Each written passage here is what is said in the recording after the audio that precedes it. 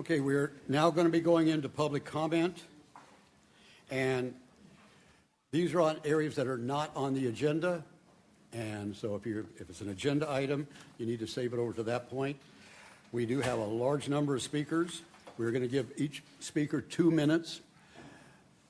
Public comment at the beginning of the meeting lasts for 30 minutes. Those that if we have speakers, which I got a funny feeling, look at that size of the stack we're going to, they will go to the end of the meeting. I do not anticipate us having a long meeting besides getting out of this, but you never can tell. With that, I will be call up 3 people at a time. If you are in one of the rows, please come out, stand here in the middle so that when it comes your turn, it'll go a lot faster. If you are outside and you hear your name called out there, please come on into the chamber as soon as you hear your name called. With that, we're going to go 3. I'll name 3 at a time. First, we have Crystal Cruz, followed by Michael Thomas, followed by Jennifer Ball.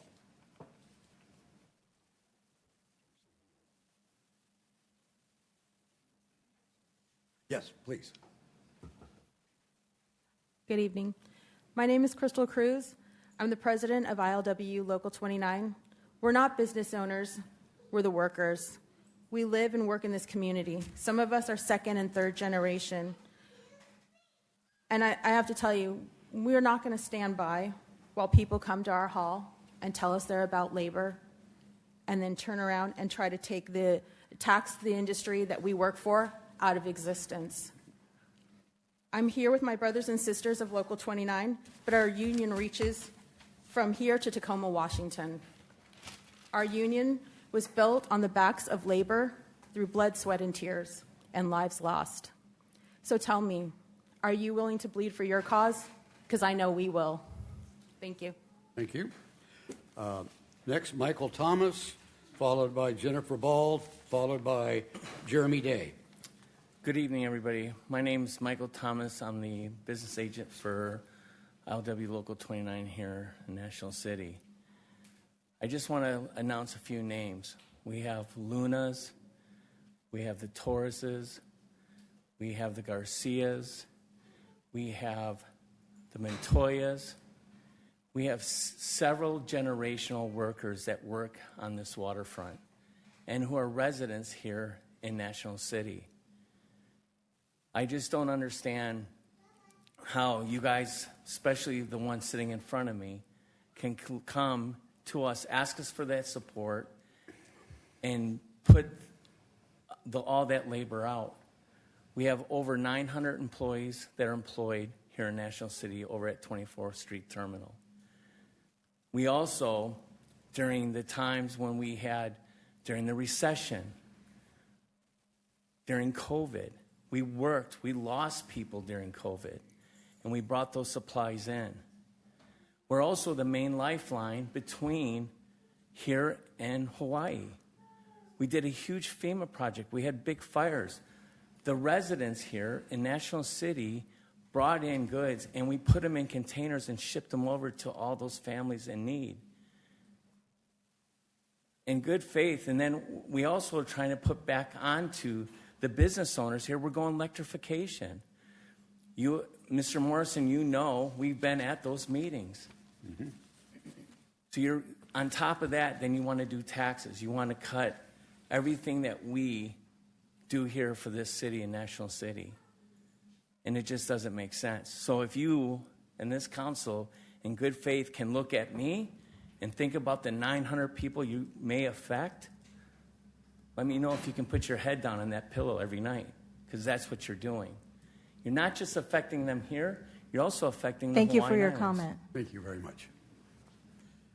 Jennifer Ball, followed by Jeremy Day, followed by Penny Finnegan. Good evening, Mayor and council members.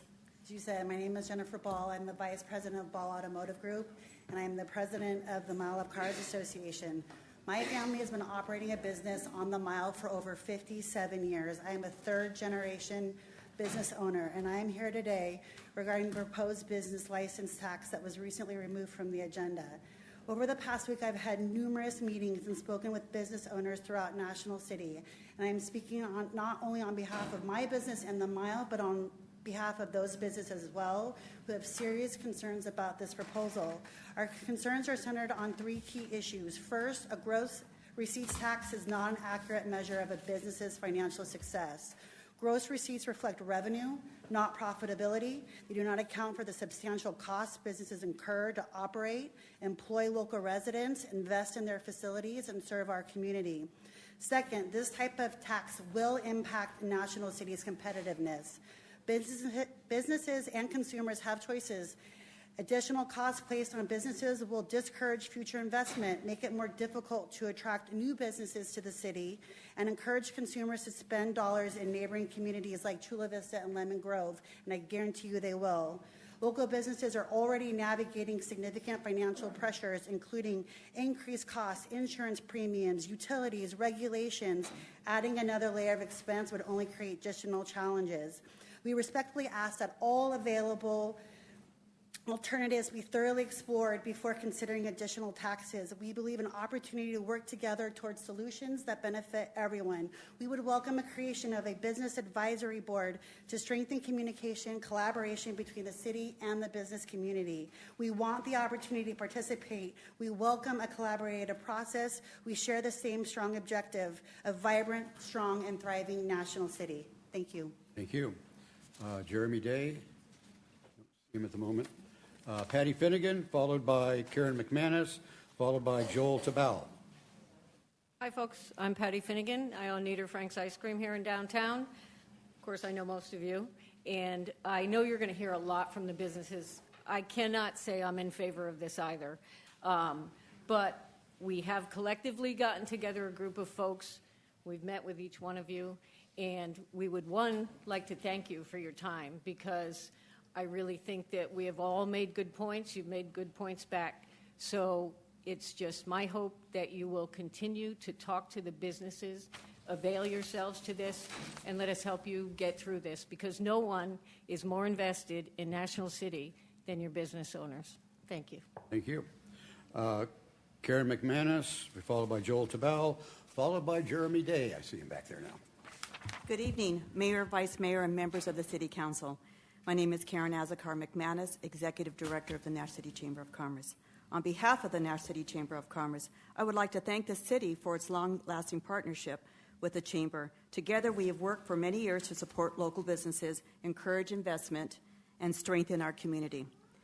As the voice of the business community, we recently reached out to our members regarding the proposed business license tax changes. After hearing their feedback, we feel it important to express our concern about the potential impact this proposal will have on our businesses, particularly with small businesses already facing crisis. The Chamber stands with our business community. While we understand the city's need to address financial challenges, we respectfully urge the city to work with us to find a solution that meets the needs without placing additional burdens on the businesses that fuel our local economy. Our concern is simple. If a balanced solution cannot be found, some businesses may choose to invest elsewhere or leave National City altogether. That would undermine the progress we have collectively worked together so hard.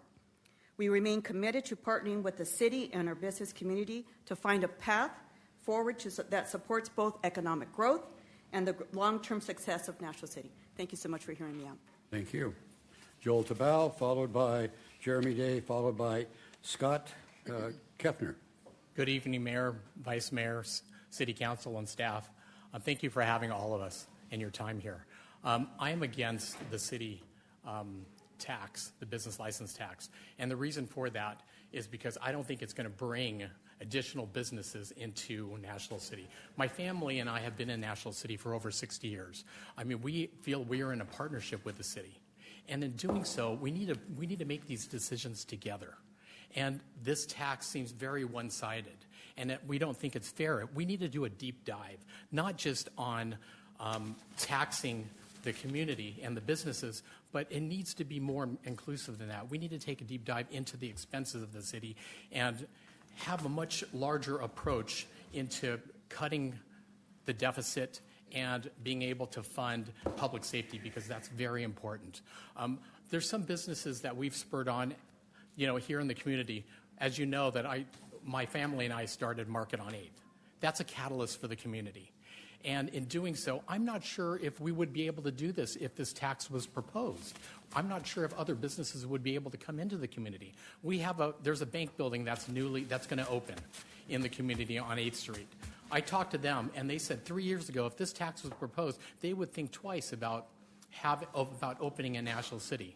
So that being said, I think it's going to be a very difficult task to bring in and compete with the Gaylord in Chula Vista, 3rd Avenue, and everything else. And then one last comment on housing. Housing is already stressed. And in order to do so, we would have to pass this tax on to the residents. We don't want to do that. We want to create fair and valuable rates for rent for our tenants. And that's going to be hard to do that. So please, think twice and think hard about the city tax, and we need to come up with a solution in order to have this partnership come together for the city of National City. Thank you very much. Thank you. Jeremy Day, Scott Keifner, and then Alicia Mendoza. Mayor, Vice Mayor, Council, staff, and members of the public. Jeremy Day, National City Firefighters President. I rise in support of the business license tax reform. We need to look at both sides of the ledger. The original budget that was proposed had a $16 million structural deficit. To put that in perspective, that is the entire fire department. We must look at both sides of the ledger. We are doing our part in the city in reducing expenses and right-sizing services, but we also need the assistance of the public and businesses in order to properly fund the city. I have further comments. I look forward to your meeting on the 30th. I will return to the mic. Thank you. Okay, thank you. Scott, and then Alicia Mendoza, followed by George Ching. Mr. Mayor, Vice Mayor, Council, my name is Scott Kiefner. I have the privilege of being the executive manager for Mossy Nissan here in National City. The family I work for has been on this mile for 44 years. 1982, they purchased this dealership, and we have been contributing extensively in the area of sales tax, in the area of property taxes. In fact, I had a council member tell me that the mile of cars is the #1 source of income for the city. We are already contributing a great amount. We're not opposed to looking at another way to help in this situation the city finds itself into. However, the rates that are being proposed are going to be very detrimental to our business. We want to be part of the solution. We're not just out here just wanting to take. We give to this community. We spend a lot of time in this community, and we want to continue with that. We don't want to curb future growth. This type of a tax on business will stop people from coming into the city. We would be the most expensive city from a sales tax standpoint, on top of the tax on the business license. Who would come to this city and start a new business when there are so many other options that are business friendly? We would love to have this city continue as a business friendly city. We do not want to be opposed to the city on this type of thing. We've worked with the city in many cases, and we want to continue with that. So my hope is to urge you to no vote on this. At least let's relook at another way to do this. That's my hope. Thank you very much. Thank you. Alicia Mendoza, George Ching, and then it looks like, I'm not sure if that's Ramona Gomez. There's a couple letters missing there. Something. Good evening, everyone. Okay. Hello. Oh, yeah, sure. Thank you. Good evening. My name is Alicia Mendoza, and I came here to represent my small business at Gosen Produce and 4 Palm Street. Mm-hmm. And I just want to come in against this proposition because we barely make it with the taxes we pay already, so we cannot be able to pay the 10%. What do you guys want to increase? So please just consider the small businesses too, because we're beginning with very little, but we want to still keep it. So that's why we came here. Thank you. Good. Thank you. Next we had George Ching. Good afternoon, Mayor. Oh, sorry. And as I say, I'm not too sure. Looks like R-O-M. It looks like an O-A, but I can't be sure on that. Gomez. So, and then after that, Sophie Silvestri.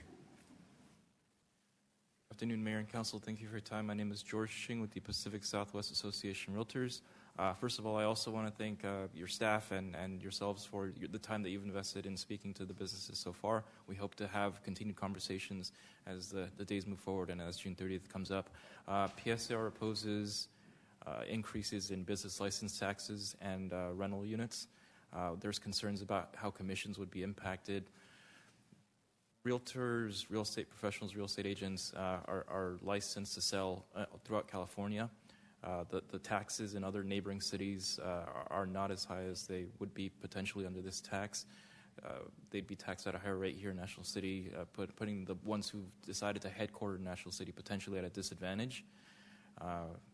There's also the potential for double taxation because real estate professionals, real estate agents are employed as independent contractors, or not employed, sorry. They operate as independent contractors, whereas as the brokers are businesses, the agents themselves can also be considered businesses, and there's the potential for double taxation on the commissions that they would earn. So we continue to urge additional conversations and additional research into everything and all the impacts that this would have and the potential disadvantages to those who've decided to headquarter locally in National City. So thank you for your time. Next we have Sophie Silvestri, followed by Sharon Cloward, and then followed by Matt. I don't want to mess up your last name. Starts with a D-A-N. Okay. Good evening, Mayor, Council members. Sophie Silvestri with PASHA, representing the terminal operator, and stevedore of the National City Marine Terminal. We've been in National City for 36 years. I first want to thank staff for fielding many questions over the last week and a half, and I want to thank you, Mayor and Council members. Thank you for picking up the phone when we called. Thank you for offering to meet, for inviting us here to meet. We really appreciate your time. I know we're all busy people, so thank you again for your time and for being open to listening to our concerns. If you didn't notice already, PASHA is a union employer. About 75% of our workers that come to the terminal are South Bay residents. Over 500 ILWU and 250 Teamsters call the National City Marine Terminal their place of work. Top-line revenue tax, especially one with a 10x increase, can hurt businesses pretty badly. It has no consideration for business expenses, as we've heard. It has a cascading effect on the supply chain as goods move through. So this one definitely got our attention. You have a big crowd here. And, you know, PASHA's massive payroll really represents a direct investment in the workforce. And as a major employer, taking money off the top makes us less competitive. So please keep that in mind as you consider this tax. Not in this meeting, but thank you for the opportunity to address this in public comment. I'll just end my comments by saying we recognize you have a new city manager who is very capable. Let's give him a chance to look at your budget, take some time to evaluate, make additional tweaks. I echo what Mile of Cars said. Please call on me if I can be a part of a business advocacy group. And thank you very much for your consideration. Thank you. Sharon Cloward, followed by Matt, followed by Randy Castle-Salgado. Good afternoon, Mayor Morrison and council members. I'm Sharon Cloward, president of the San Diego Working Waterfront, and we also have members out in the lobby. I represent over 800 working waterfront businesses. I want to thank each of you because I've spent some time, a lot of time since I got back to Montana, and when I was in Montana, on this tax issue. First of all, I appreciate you taking it off the agenda tonight. Just wanted to say a few things. This type of tax is the worst that could be applied to businesses, large and small. It's also bad for consumers and your constituents. This type of tax multiplies across the supply chain. So it's not a one-time low amount tax. Basically, it adds with exponential impact. For those who can't adjust their pricing, they will likely be forced to reduce their workforce, impacting hard-working families, most of them who live in your city. When you guys worked on your budget, you kind of downplayed the deficit, and then all of a sudden what happened is, oh my God, the sky's falling, police and fire, and everything's happening quickly. And You know, that's not the way to get things done. We want to help you. So we recommend, rather than considering the tax scheme later this month, that the city allow the new city manager to do his due diligence. I want to see this guy succeed, and I want to work with him. The new city manager can get the facts, which are very much in dispute. The city should be spending an effort on lobbying a way to capture your local taxes through development agency tax increment. A suggestion would be to work with other cities and lobby for that throughout Sacramento. You guys used to have a great redevelopment program here, and it was very successful. That's just one suggestions. I also suggested maybe you bring street sing back here to the beautiful city of National City. It was so successful in San Diego that they actually had to put it away because the businesses were thriving. But maybe look at some of those type of things as well. We're eager to help you, and we understand your deficit, but I want to thank you for taking your time. Thank you. Thank you. Matt? Thank you. Matt, Randy Castle-Salgado, Ted Gottschalk. Great. City Council members, thank you for seeing us today. We really appreciate it on behalf of all my business colleagues. I hope that you all know that we love our first responders, our public safety personnel in this city. They do a fabulous job. They're amazing. I love them. We're really here to talk about a budgetary problem, and more than anything, talk about the opportunity for the council to access one of your best resources in solving this very difficult budgetary problem, which is many of the business people here in this room arrayed before you today who are bright-minded people who have good ideas about the future and who have been drawn to National City, as I have been drawn to National City, to invest our capital here because, number one, this city has always expressed a very business-positive vision for the future. It's certainly what drew me to invest here some years ago. And secondly, you guys have always been very, very open to interacting and collaborating and working with the business community. And I love that, and that's what drew me here. I simply do want to remind all of you that not all of the business owners here in National City are big corporations or large enterprises. Some of them, like myself, are very small-time operators that have just maybe a few properties, a few commercial locations. And frankly, over the last couple of years, I've had to lower my rents for most of my residential tenants and most of my commercial tenants because people here are going through a tough time. And I think we're headed for tough times ahead. Others may disagree with me, but we're looking at high inflation. We're looking at the potential of some recessionary pressures in the future. These things hit National City hard. They hit us here before a lot of other communities. So let's keep that in mind. I would encourage you, please, and please do look to us for collaboration in solving this problem because we've got some bright-minded people here. We'd love to work with you. Thank you. Thank you very much. Randy Castle-Salgado, Ted Gottschalk, followed by Mike Montoya. Mayor, Council, National City has a spending problem and a structural budget problem. What I have not heard is why taxpayers and businesses should be asked to absorb a new tax before the city has demonstrated that every other option has been exhausted.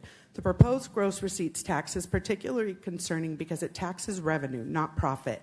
Businesses pay this tax whether they make money or not. And when government taxes gross revenue, those costs don't disappear, they trickle down.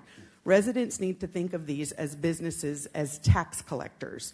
And if we're being honest, the city's own analysis raises questions. The presentation assumes businesses will simply stay put, absorb the tax, and continue operating exactly as they do today. That is not how markets work. Real estate offices, professional firms, and other mobile businesses can relocate across a city boundary overnight while continuing to serve National City customers. How does the city propose to police and enforce compliance? The city's proposal places real estate professionals and property rental businesses in the highest tax category at 0.30%, while auto dealers, the industry repeatedly highlighted as the leader of our local economy in the presentation, would just pay 10%. 0.10%. I have not heard a clear explanation for why one industry should be taxed at 3 times the rate of another. I'm also concerned about the legal exposure this creates. Many real estate professionals conduct business across multiple cities. California law requires business taxes to be fairly apportioned based on where the activity occurs. Yet this proposal appears to lack a clear apportionment methodology, creating potential liability related to double taxation and compliance within state law. Before this moves forward, I urge Council to answer these questions. National City has a budget problem, but before asking businesses and residents for more money, we need to make sure we're solving the right problem with the right policy, not ideologies that make things worse. Thank you. Thank you. Next we'll go with Ted Gottschalk, followed by Mike Montoya, followed by Sherry Gogi. So let's look at some council history. 2005, voters turned down the attempt to raise our sales tax. Over 6,000 votes were cast. 2006, City Council tried again with Prop D and it passed. Public safety cuts were part of the campaign put on. There was a $6.7 million deficit that year, budget shortfall. And National City then started the highest sales tax in the county. Prop M was to repeal it in 2008. It failed. It was rejected. The sales tax was intended to be reduced in 2016. But in 2014, you put on a measure to extend it for 20 years, and you did that. During this period, expenditures grew across all departments. 2024, you tried to raise our property taxes through the ballot, and that was defeated. So everyone knows that when you don't control overspending and you just start spending your savings account and your reserves. I think you've missed one important piece of data in your budget reports. This shows your sales tax, and it shows a very flat blue line, in fact, decreasing in some years. Look closely at that sales tax. That is actually the sales representation. You haven't grown your businesses in National City. You haven't done anything to bring in businesses. This shows it. National City remains one of the county's poorest cities. Our residents struggle daily with the cost of living. Ask each other, have you worked hard to improve the incomes of National City residents? Have you helped the poor? Think for a minute. What have you done to bring in a business? And if you try to put a tax on businesses or a sales tax increase, then don't delude yourselves to think. You must know that the service tax you're going to put on an auto mechanic or a barber, electrician, upholstery shop will all be passed to the consumer. All taxes are ultimately paid by the consumer. And then you will be once again taxing the poor in our community.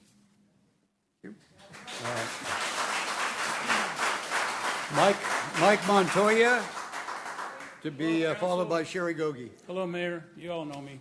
I'm a retired longshoreman. A lot of my former co-workers are here. And yeah, it's a very thing that you know, the one thing I remember is when you guys gave yourself for your districts $100,000 out of the blue. I don't remember as a citizen voting for that. But the bottom line is there's a lot of good ideas that were spoken up here. You guys got to do something about it. You can't just chase businesses away. You know, I remember one situation at the Port of San Diego for a big cement project coming in from Mitsubishi. It got chased away. All because of climate change, people. There's no such thing, in case you guys don't read your Bible. There is no climate change. But I guarantee you one thing, it's a moneymaker. How many businesses are leaving California, Oregon, New York, etc.? They're chasing them away because of ideologies, because of politics. We're a good city. People are, you know, it's proud. We're amazing people. I just love this place. I bought a home here. I'm up to 14 grandkids now, including 3 great ones. So, yeah, I'm very happy here. But you guys got to fix this. You really do. Because that wasn't that long ago, you had $20 million in reserves. You had that. What's happened? I don't know. If you did give all your staff, especially the fire, police department, the city workers, a raise, they deserve it. They got to live too. Mm-hmm. Like they used to tell us when our dispatch says, today everybody eats because we had a lot of work. That's how it goes. Anyway, thank you. Thank you. Next we have Sherry Gogi. Good evening, Mayor, Council, and staff, and everybody else. I was planning on coming tonight before all this happened, so I have to come in with a personal thing real quick. We all know we lost our home in the flood in 24. Well, we almost lost a neighbor's home yesterday, or this week, because when you removed our trees, you removed our safety net.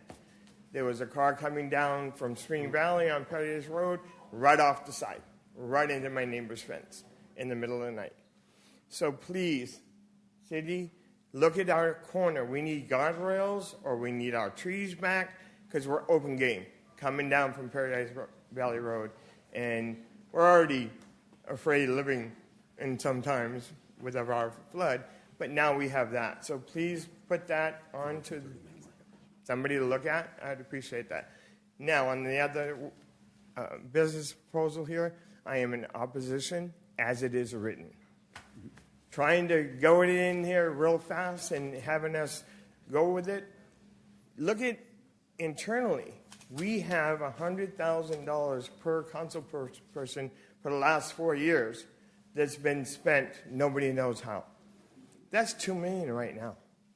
That continues. Maybe we can work something out internally, correct this, without hurting all our businesses. And I agree with what everybody else said. Let's put a business advocacy group together and go with you guys and take our time and do this right, not just shove it in real fast. Thank you. Okay. That is, we're at the end of the 30 minutes. We are almost halfway through the public comments. So we will be picking up the remainder at the end. We're going to try to get through this meeting as quick as possible, and so that we can get to the rest of your comments. With that, we now go on to